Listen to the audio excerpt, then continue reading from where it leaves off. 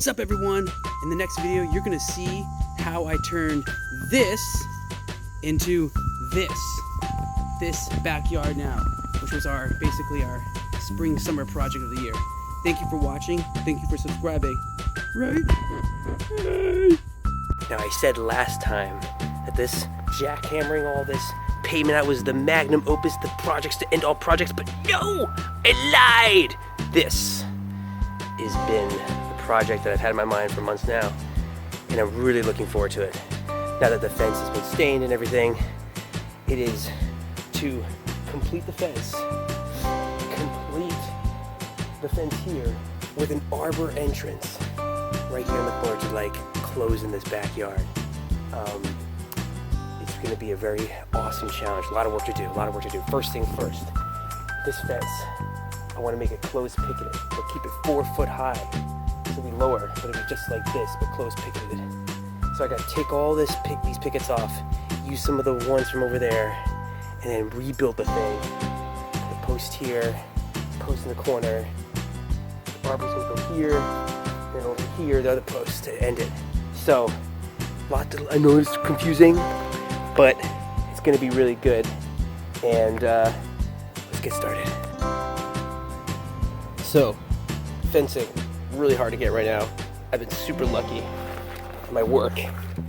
I managed to get a 6-foot panel like that over there, and that's gonna go here. I'm gonna have to cut it up, but this is gonna be hard to find too. So what I'm gonna do is take these off, and I'm gonna use WD-40 in here to get the nails. I'm just gonna ease it off with a nail, with a hammer, rather. It's gonna be a slow process, but it's gonna save money and time, maybe in the long run, because getting this is really tough. I don't know when I can get it again, so let's do it. Next step, start digging some holes. This is the first hole we're gonna dig. Post is gonna go there, and the next post will go in the corner. She's a hole, Clark. That was easy to dig. Now time to put the post in. So, the holes are marked. This is where the posts will go. Let's get to digging. Wow, this has been proving to be the most challenging part of the project so far.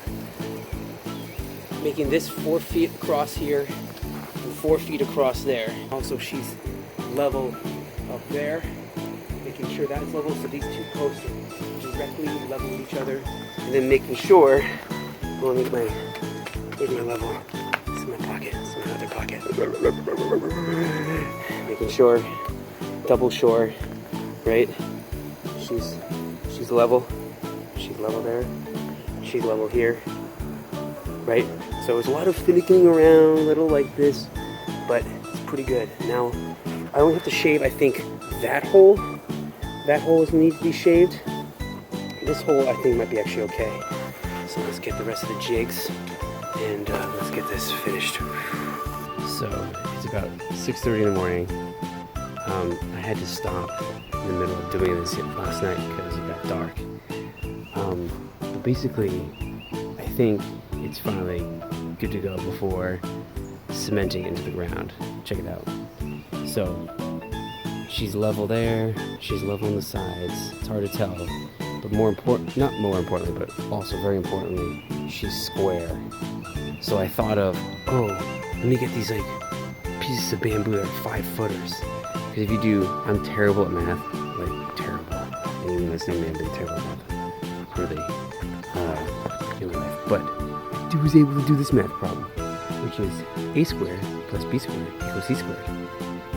4 foot, 4 squared, plus 3 squared, 9 foot, which is 9, not 9 foot, 9 equals c squared, which is 5 foot. 25, right? I think that's right. So, after squaring her off, everything's level, we're gonna concrete now. Yes!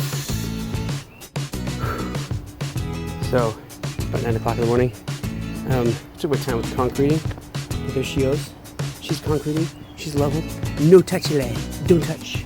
She needs to harden. I found some archaeological evidence in my digging. I didn't realize that this was in like the dirt pile. It's a jar. How old is this jar? We'll never know. We shall be there. Yes. For history. So, yeah, a lot has happened since the last clip I took. And what's basically happened is we built the rafters and basically complete the bones, the skeleton, if you will, of this arbor.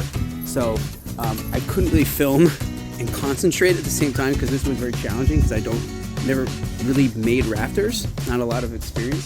So I needed to like make a lot of mistakes and had to go through it. But basically, it's done. It's pretty close to being what I really wanted to do. It's a 6-pitch, kind of similar to our ceiling, or our roof rather. So I wanted to kind of match that.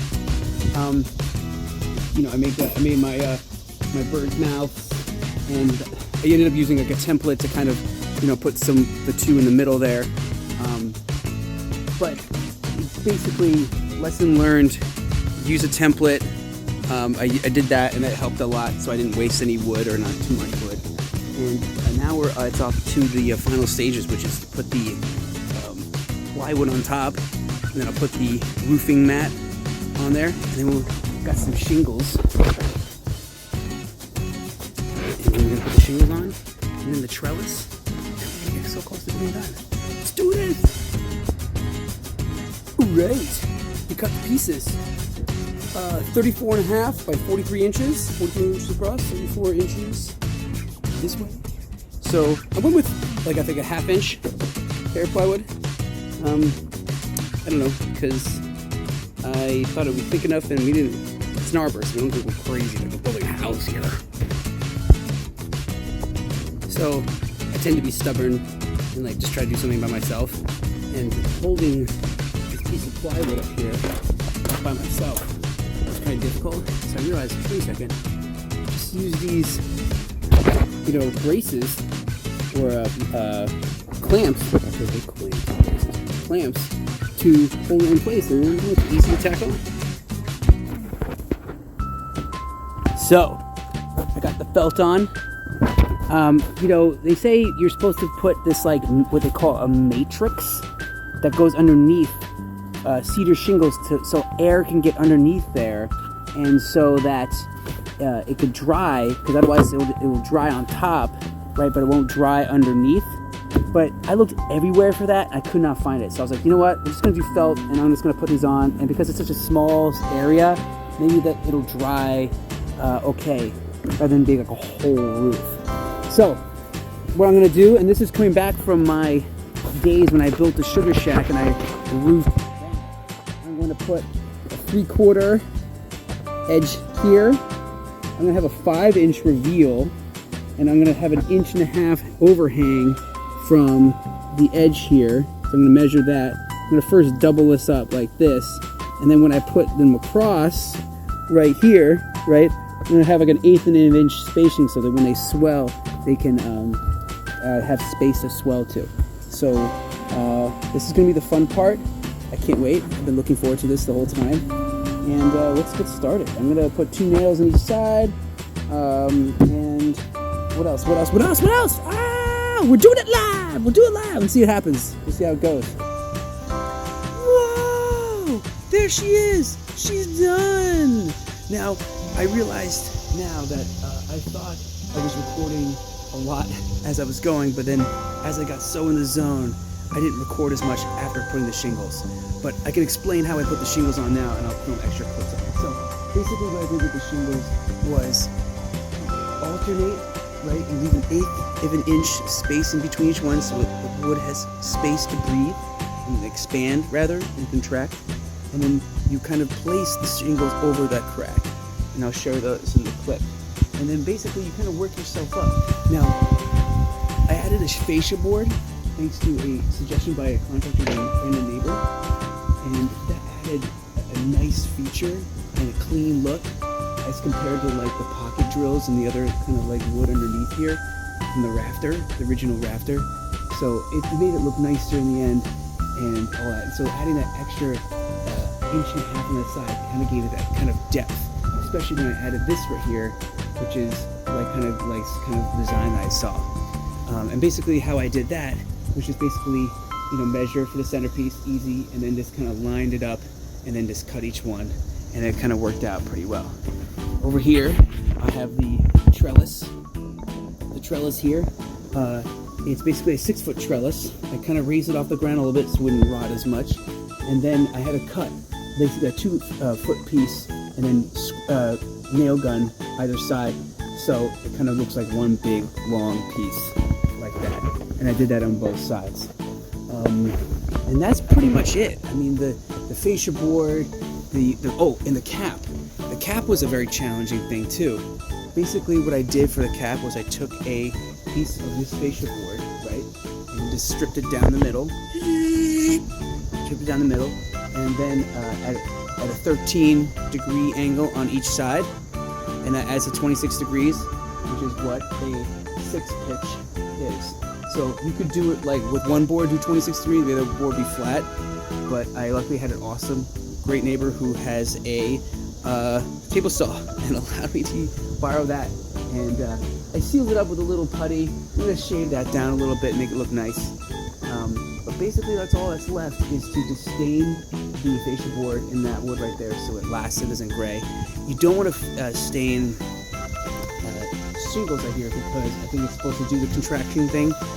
I don't know. I'm going to be bummed when it turns gray, but also the next step is also to plant these clematis plants, which will grow up the sides here and make this nice and green, so it'll cover like the roof anyway. So then yeah. And on top of that, here's the fence that I added. This is the rebuilt fence. Again, I'm sorry I didn't explain and write too much, or this video too much about how I did it. Basically, I just took apart that old fence and then just put them close together, and then just stained it, and there you go. And over here, I have this other fence, stained this already, as you can see. And that's pretty much it. And I'm going to make another video about this, the gate, this homemade gate, which was basically another rebuild project because you can't get gates. It's hard to get gates right now. The world with the pandemic is all screwed up. So I built this from an old fence piece and put it together myself. So I'll make another video for that. But that's pretty much it. If you have any questions, message, and I'll explain in captions or something. But basically that's it. One of my favorite projects I've ever done. Remember a year ago I built bridges, and that was a lot of fun too, but this project has been really rewarding. And yeah, I'm going to also stain these. The idea to make this color, and pretty much it. So hopefully this is inspiring, or I need to get better at filming the process, but you get so in the zone that you don't forget to film all the time, and also you're trying to concentrate. So I'm going to show a video now of the before and after, because now this backyard is done for, we think, a year. There's some little things we're going to do, obviously, with like I said, with the plants growing up and putting a little path underneath that arbor, but compared to what happened, what this place looked like at the beginning of the year, it's going to be really cool to show a clip of before and afters.